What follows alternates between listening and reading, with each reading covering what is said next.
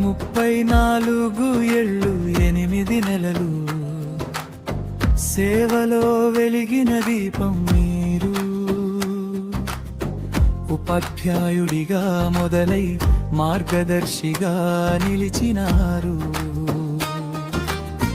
వేలాది విద్యార్థుల కలలకు పునాది వేసిన చేయి మీరు.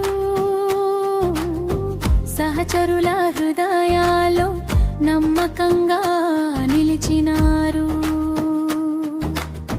పిల్లల ఊళ్ళో మీ పేరు, పాఠశాల జ్ఞాపకాలో మీ వెలుగు. ఈ రోజు మా హృదయాలన్నీ మీకు వందనం చెబుతున్నాయి.